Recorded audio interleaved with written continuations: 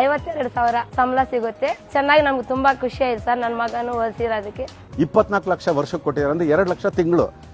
ಮಗು 10ನೇ ಕ್ಲಾಸ್ ಮುಗಿಸ್ಕೊಂಡು ಬಂದು 3 ವರ್ಷ ಇಲ್ಲಿ ಇರೋಷ್ಟೊತ್ತಿಗೆ ಈಗ ನೋಡಿ ನೀವೇ ಡಿಸೈಡ್ ಮಾಡ್ಕೊಳ್ಳಿ, ನಿಮಗೆ ಡಿಗ್ರಿ ಬೇಕಾ ಅಥವಾ ಕೆಲಸ ಬೇಕಾ ಅಂತ.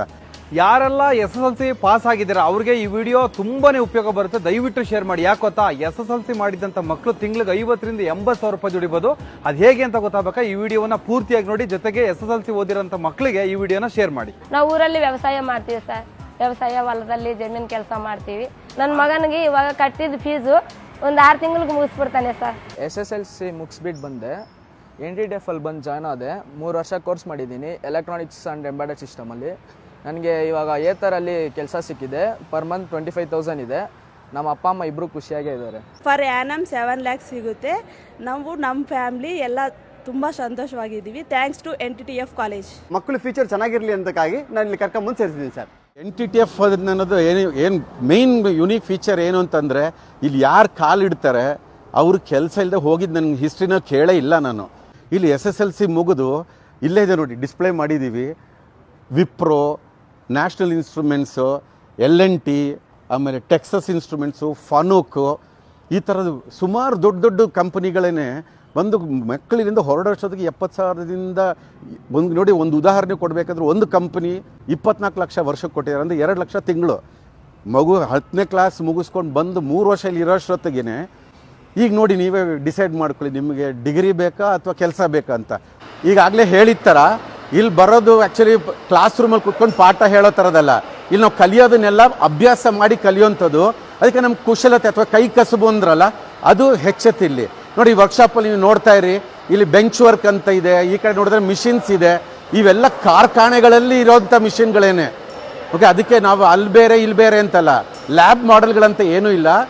ವೋಲ್ವೋ ಸ್ಪಾನ್ಸರ್ ಮಾಡಿ 15 ಜನ ಹುಡುಗಿಯರು 3 ತಿಂಗಳು 10ನೇ ಕ್ಲಾಸ್ ಮುಗಿಸಿ ಈ ಥರ ಮಿಷಿನ್ಗಳೆಲ್ಲ ಕೆಲಸ ಮಾಡಿ ಈಗ ಏರೋಸ್ಪೇಸ್ ಕಂಪನೀಸ್ ಮ್ಯಾನುಫ್ಯಾಕ್ಚರರ್ ಮಿನಿಮಮ್ 20,000. ಅದ್ರ ಮೇಲೆ ಅವರಿಗೆ ವಸತಿ ಸೌಲಭ್ಯ ಕೊಟ್ಟಿದ್ದಾರೆ, ಒಂದೊತ್ತು ಊಟನೂ ಕೊಟ್ಟಿದ್ದಾರೆ. ಮತ್ತು ಈ ಥರ 15 ಜನ ಹುಡುಗಿಯರನ್ನ ಆ್ಯಕ್ಚುಲಿ ಸ್ವಲ್ಪ ಆರ್ಥಿಕವಾಗಿ ಸಮಸ್ಯೆ ಇರೋಂಥವ್ರನ್ನ ಕರ್ಕೊಂಬಂದು 3 ತಿಂಗಳಲ್ಲಿ ನಾವು ಮಾಡಿಸಿರೋದು ಇದು. ಓಕೆ, ಅದು ಇದರಲ್ಲಿ ಇನ್ನೊಂದು ವಿಶೇಷತೆ. ಯಾವುದೋ ಒಂದು ಗಾಡಿ ತೊಗೊಳ್ಳಿ, ಬಸ್ ಆಗಲಿ ಟ್ರಕ್ ಆಗಲಿ, ಅದ್ರದ್ದು ಇಂಜಿನ್ನು ಆಮೇಲೆ ಟ್ರಾನ್ಸ್ಮಿಷನ್ ಮೆಕ್ಯಾನಿಸಮ್ ಹೀಗೆ ಇರುತ್ತೆ. ಅದು ಒಳಗೆ ಏನಾಗ್ತಿರೋದು ಅನ್ನೋದಕ್ಕೋಸ್ಕರ ಎಲ್ಲ ಸೆಕ್ಷನ್ಸ್ ಕಟ್ ಮಾಡಿರೋದಿರುತ್ತೆ ನೋಡಿ. ಇದು ಗೇರ್ ಬಾಕ್ಸ್ ಒಳಗಡೆ ಈ ಥರ ಇರುತ್ತೆ. ಹಾಗೇನೆ ಡಿಫ್ರೆನ್ಷಿಯಲ್ ಒಳಗಡೆ ಈ ಥರ ಇರುತ್ತೆ. ನಿಮ್ಗೆ ಏನಿದ್ರೂ ಎಲ್ಲ ಇದರೊಳಗಡೆ ನಿಮ್ಗೆ ಕಾಣಿಸ್ಬಿಡುತ್ತೆ. ಪ್ರಾಕ್ಟಿಕಲ್ ಆಗಿ ಅದ್ರಲ್ಲಿ ಏನು ನಡೀತಿರೋದು ಅನ್ನೋದು ಮಕ್ಕಳು ಕಲ್ತು ಬಿಡ್ತಾರೆ.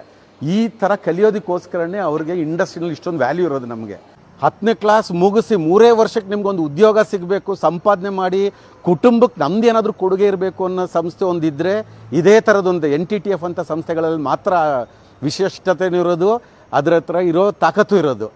SSLC ಮಾಡಿ ಬರೋರಿಗೆ ಮೊದಲನೇದಾಗಿ tool engineering and digital manufacturing ಅಂತ ಪ್ರೋಗ್ರಾಮ್ ಇದೆ.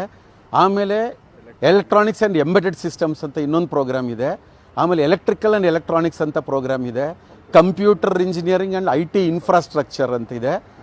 ಈ mechatronics and smart factory, IT information technology ಅಂತ ಈ ಎಲ್ಲ ಪ್ರೋಗ್ರಾಮ್ಗಳಲ್ಲಿ ಮಾಡ್ಬೋದು.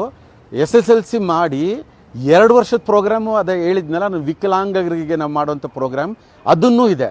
ಅದರಲ್ಲಿ ಎಲೆಕ್ಟ್ರಾನಿಕ್ ಮೆಕ್ಯಾನಿಕ್ ಮಾಡೋದು. ಆದರೆ ಇಲ್ಲಿ ಬಂದರೆ ಹಾಸ್ಟೆಲ್ ವ್ಯವಸ್ಥೆ ನಮ್ಮ ಪ್ರತಿಯೊಂದು ಸೆಂಟ್ರಲ್ಲೂ ಇದೆ, ಇಲ್ಲೂ ಸಹ ಇದೆ. ಹುಡುಗಿಯರಿಗೆ ಬೇರೆ ಹಾಸ್ಟೆಲ್ ಇದೆ, ಹುಡುಗರಿಗೆ ಬೇರೆ ಹಾಸ್ಟೆಲ್ ಇದೆ. ಅದೆಲ್ಲನೂ ಊಟದ ಸಹಿತ ಅವ್ರಿಗೆ ಎಲ್ಲ ವ್ಯವಸ್ಥೆಗಳು ಇಲ್ಲಿದೆ. NTTF ಅಲ್ಲಿ ಟ್ರೈನ್ ಮಾಡಿರೋರು ಲೋಕದಲ್ಲಿ ಯಾವುದೇ ದೇಶಕ್ಕೆ ಹೋಗಲಿ, ನೀವು ಒಂದು ಕಡೆ ಹೋಗ್ಬಿಟ್ಟು NTTF ಅಂದರೆ ಯಾರಾದ್ರೊಬ್ರು ಸಿಗ್ತಾರೆ ನಿಮಗೆ. ಯಾರು ಬೇರೆ ಬೇರೆ ಯಾವುದಾದೋ ಪ್ರದೇಶಗಳ ಬಗ್ಗೆ ಹೇಳ್ತಾರೆ, ಅಲ್ಲಿ ಹೋದಾಗ ಚಾಯ್ ಅಂತ ಬಂದರು ಅಂತ. ಅದೇ ಥರ ನಮ್ಮ NTTF ಅವರು ನೀವು ಯಾವುದೇ ದೇಶಕ್ಕೆ ಹೋಗ್ರಿ, ಅಲ್ಲಿ ಯಾವುದಾದ್ರೂ ಒಂದು ಒಳ್ಳೆಯ ಸ್ಥಿತಿನಲ್ಲೇ ಒಳ್ಳೆ ಉನ್ನತ ಸ್ಥಾನದಲ್ಲೇ ಸಿಗ್ತಾರೆ. ನಮ್ಮ ಮ್ಯಾಕ್ಸಿಮಮ್ ಮೆಂಬರ್ಶಿಪ್ ಇರೋದು ಅಲಮ್ನಿ ಅಸೋಸಿಯೇಷನಲ್ಲಿ ಆಸ್ಟ್ರೇಲಿಯಾನಲ್ಲಿ. ಅದರ ಅರ್ಥ ಏನು ಅಂತಂದರೆ ನಮ್ಗೆ ಹೆಚ್ಚು ವಿದ್ಯಾರ್ಥಿಗಳೆಲ್ಲ ಅಲ್ಲೂ ಕೆಲಸ ಮಾಡ್ತಿದ್ದಾರೆ ಅಂತ.